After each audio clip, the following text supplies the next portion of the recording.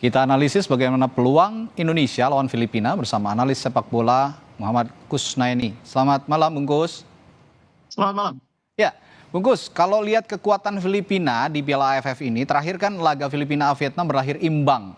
Meskipun faktor lapangan jadi penentu juga saat Filipina bisa menahan imbang Vietnam. Tapi adakah faktor lain yang harus diwaspadai dari Filipina ini? Iya, memang secara keseluruhan permainan tim Filipina itu tidak terlalu istimewa ya. Artinya mereka sebagai tim yang dihuni oleh banyak pemain yang kalau lihat daftar nama mereka ini kan banyak yang main di luar ya. Main di Liga Thailand, banyak yang main di Liga Amerika, ada juga yang main di Liga Jerman. Sebetulnya nama-namanya cukup meyakinkan. Tapi kalau lihat permainan mereka sebetulnya kita tidak terlalu risau ya dengan permainan Filipina. Nah, mungkin yang perlu diwaspadai adalah postur. Saya perlu memberikan perhatian kepada postur para pemain Filipina karena mereka banyak yang posturnya di atas 185. Dan itu akan menjadi keuntungan mereka dalam pertandingan di mana lapangannya lebih nyaman bagi mereka, lapangan rumput biasa di Solo nanti. Itu bola-bolanya, bola-bola cross dari sayap itu akan memanjakan pemain-pemain depan dalam situasi seperti itu. Jadi kalau secara permainan kita mungkin tidak terlalu risau, tapi pemain-pemain kita terutama di lini pertahanan harus sangat mewaspadai situasi bola atas ya. Crossing mereka yang harus diwaspadai dengan postur mereka yang lebih tinggi.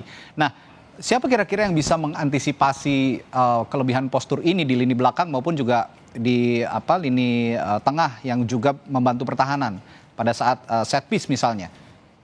Iya, ini dalam keadaan seperti ini emang kita harus harus bermain lebih kolektif ya, mencegah pemain Filipina mengangkat bola dari posisi bek kiri maupun bek kanan. Jadi jangan sering dibiarkan mereka punya ruang untuk angkat bola, termasuk ketika mereka mencoba early crossing ya dari lapangan tengah itu juga harus dihindari karena itu akan menjadi kelebihan mereka. Bek-bek kita ketahui kan memang tidak semuanya posturnya cukup tinggi ya. Pemain-pemain seperti Kadek Arel, kemudian juga seperti Ferrari secara postur mungkin masih agak kalah dibanding pemain-pemain Filipina. Tapi sekali lagi kita bisa melakukan upaya untuk mencegah itu dengan cara mencegah mereka mengangkat bola dari dua sisi sayap mereka maupun early crossing. Itu yang harus dilakukan. Kita punya sprinter hebat di timnas ya, punya pelari-pelari hebat yang punya speed cukup tinggi. Nah, apakah Filipina juga akan kewalahan kalau kita menerapkan permainan dengan speed tinggi? Iya, kita lihat waktu mereka away ke kandang Laos, itu Filipina betul-betul dibuat repot oleh kecepatan pemain-pemain Laos. Mereka ketinggalan lebih dulu, bahkan baru bisa mencetak gol balasan itu 15 menit menjelang babak kedua usai ya. Jadi ini saya pikir pertandingan lawan Laos itu harus dipelajari juga oleh timnas Indonesia. Bagaimana cara Laos menyulitkan Filipina. Target kita di pertandingan ini memang menang ya, tapi imbang pun sebetulnya kita sudah bisa lolos seandainya di laga lain. Secara teoritis Vietnam bisa menang ya. Karena itu pemain-pemain kita harus disiplin. Mereka berusaha menang, tapi pertahanan harus dijaga betul. Gelandang harus betul-betul di posisinya untuk membantu pertahanan. Jangan semua gelandang ikut menyerang, berusaha semuanya ingin membantu mencetak gol. Jadi kedisiplinan dalam bermain, kedisiplinan di posisi itu sangat penting. Ya, nah saya juga melihat Bung Kus bahwa ada perubahan signifikan sepertinya dalam pola permainan timnas saat melawan Laos maupun juga saat melawan Vietnam kemarin. Sepertinya ada perubahan game plan. Kalau Anda melihatnya apakah analisis saya ini sama dengan Anda atau ada analisis lain? Jadi dalam setiap pertandingan itu memang pelatih punya game plan yang berbeda. Karena Laos dan Vietnam itu berbeda sekali. Laos itu mengandalkan pemain-pemain muda yang umumnya masih mentah secara skill, secara pengalaman, tapi fighting spiritnya sangat tinggi. Mereka bermain tanpa rasa takut. Tapi kalau Vietnam, mereka meskipun cepat, tapi mereka sudah lebih matang mainnya. Mereka lebih sabar, lebih tahu mengatur tempo. Makanya kita bermain lebih bertahan. Itu masuk akal. Nah, lawan Filipina nanti lain lagi pendekatannya. Baik, Bungkus, kita lanjutkan perbincangan. Kita akan mengikuti kumandang azan maghrib terlebih dahulu untuk wilayah DKI Jakarta dan sekitarnya. Kami ucapkan selamat menunaikan ibadah sholat maghrib untuk Anda yang menjalankannya di wilayah Jakarta dan sekitarnya. Kita lanjutkan perbincangan dengan Bung Kusnaini. Bung, kalau tadi kita bicara soal game plan, memang ada dinamisme game plan ya dari setiap match yang kita lakukan, timnas lakukan. Tapi untuk lawan Filipina, apakah terkait formasi, masih 3-4-3 yang akan jadi anggalan kira-kira? Iya, jadi kalau lawan Vietnam tuh bisa dibilang kan kita agak setengah parkir bus gitu ya, dengan Ya. begitu banyak pemain bertahan. Bisa dibilang kita bermain dengan 5 pemain belakang dan hanya menyisakan 1 orang. Jadi Hmm. lawan Filipina karena kita punya target untuk meraih poin, bahkan kalau bisa menang, saya pikir Sintayong akan kembali formasi yang lebih apa ya, lebih kompromistis. Hmm. Dan biasanya kalau di Piala AFF ini formasi yang lebih sering dia pilih adalah formasi dengan 2 striker di depan. Hoki Ofensif ya Caraka kalau begitu ya. ya lebih ofensif dengan Hmm. 3-5-2 ya. Hoki dan Rafael Strike akan menjadi andalan di depan, sementara di tengah kita sekarang pakai double pivot lagi. Double pivot, betul.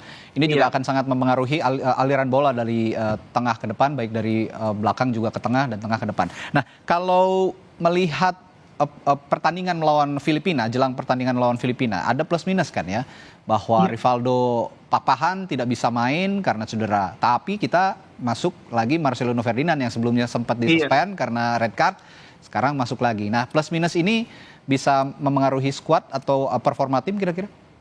Iya, saya pikir dengan adanya Marcelino ini kita punya pemain kreatif ya di lapangan Hmm, tengah. Itu yang kita nggak punya waktu lawan Vietnam. Makanya kita bertahan benar gitu ya. ya. Dan bisa dibilang penguasaan bola kita sangat rendah, peluang juga sangat sedikit.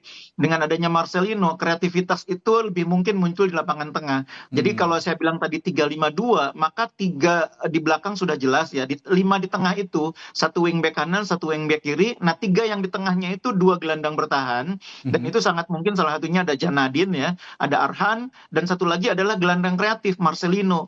Nah, itu Marcelino akan bermain di depan 2 gelandang bertahan, di belakang 2 striker, Ya. Strike dan Hoki Caraka. Ini saya pikir memberi peluang bagi kita untuk bermain lebih kreatif, lebih bisa menciptakan ancaman ke gawang Filipina. Nah, tapi yang kita belum saksikan, ini banyak juga yang memperbincangkan, terutama penggemar timnas gitu ya. Kalau di tim senior gitu, yang berlaga di kualifikasi Piala Dunia, seringkali sprinter-sprinter kita menusuk ke area pertahanan lawan dan melakukan cutback.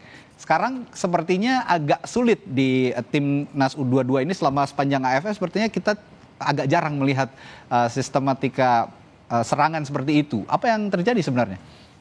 Iya, karena pemainnya berbeda gitu ya. Seperti di kiri misalnya, karakter Arhan itu kan beda dengan Calvin Verdong. Ya, Verdong itu ya, ya, lebih versatile ya, lebih berani menusuk, lebih cepat juga, ya. transisinya juga baik, kemudian dia overlapnya juga sangat baik. Kalau Arhan itu kan lebih stylish mainnya. Stylish ya. Dia kekuatannya di lemparannya itu. Jadi Mhm. memang kita tidak bisa mengharapkan cara main yang sama, Mhm. meskipun pelatihnya sama. Di kanan juga kita tahu ada pemain yang berpengalaman, Asnawi. Hmm. Tapi Asnawi ini kan eksplosivitasnya itu kan berbeda. Kalau di timnas senior di sana ada Yakub Sayuri, Iya. ada Sandy Walsh, itu beda cara mainnya. Ya. Jadi memang kita harus akui bahwa tim ini berbeda dengan tim yang senior. Makanya Sintayong juga kalau di senior kan lebih banyak 4-3-4-3 ya. Kalau di sini dia lebih kompromi dengan 3-5-2 karena dia nggak mau tengahnya itu lemah. Karena di Hmm. laga pertama Ya, kita ya. bermain dengan 3-4-3, lemahnya itu di lapangan tengah. Ya, dan selalu inverted gitu ya.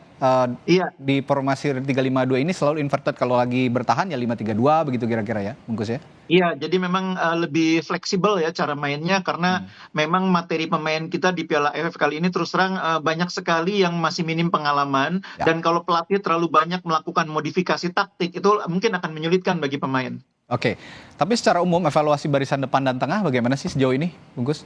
Iya, saya memang melihat barisan depan kita ini masih belum produktif ya. Hmm. Seperti halnya di timnas senior, di tim ya kita sebut tim U22 ini gitu ya. Itu juga memang kita masih punya problem dengan produktivitas. Peluang bukannya nggak ada ya. Ya. Beberapa kali peluang didapatkan oleh pemain depan kita, entah itu Hoki, entah itu Arhan Kakak, entah itu Rafa. Tapi memang masih lemah dalam finishing ya. Ditambah lagi memang tidak dalam setiap pertandingan kita mendapatkan situasi yang ideal. Kemarin Marcelino nggak bisa main, sehingga kreativitas agak berkurang. Jadi ini persoalan-persoalan yang memang membuat PR bagi pelatih itu jadi makin banyak.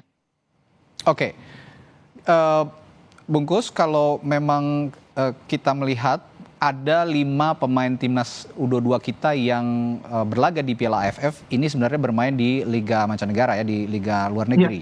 Ada Asnawi Mangku Alam, Pratama Arhan, Rafael Strauch, lalu Marcelino Ferdinand dan Ronaldo Kuate.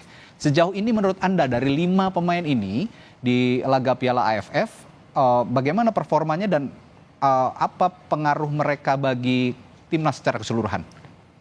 Iya, harus diakui bahwa pengalaman pemain-pemain ini, karena pemain-pemain ini kan bukan hanya bermain di luar negeri atau abroad ya, Ya. mereka juga pemain yang sering dipanggil oleh timnas senior. Hmm. Itu memberi efek rasa percaya diri di dalam tim. Beda tim ini kalau main Marcelino, main Asnawi, main Arhan, itu kan kelihatan lebih percaya diri. Ya. Yang masih agak kurang mungkin Kuateh ya, Ronaldo Kuateh ini emang masih minim pengalaman. Di timnas senior pun kan tidak sesering Asnawi atau Pratama Arhan dipanggilnya.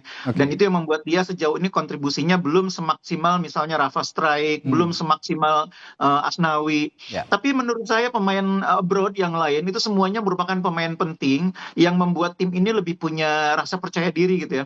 Saya tidak bayangkan kalau pemain ini tanpa pemain sekelas Asnawi, tanpa Arhan, tanpa Rafa Strike. Kita sudah lihat itu misalnya pada saat mereka beruji coba lawan Bali United ya. Memang penting kehadiran pemain-pemain berpengalaman ini untuk memberikan secara psikologis ketenangan gitu loh. Oke. Nah, kalau saya coba wrap perbincangan kita malam hari ini, kuncinya fokus ya, Bung Gus ya. Ya, fokus dan tidak berpikir bahwa kita cukup imbang untuk lolos. Enggak begitu. Oke. Kita Baik. tetap berusaha menang, tapi bermain lebih disiplin. Oke, baik. Terima kasih Muhammad Kusnaini, Ya, sama-sama. analis sepak bola, telah berbagi analisisnya di Sapa Indonesia Malam jelang laga Indonesia melawan Filipina. Terima kasih, sehat selalu Bung Gus.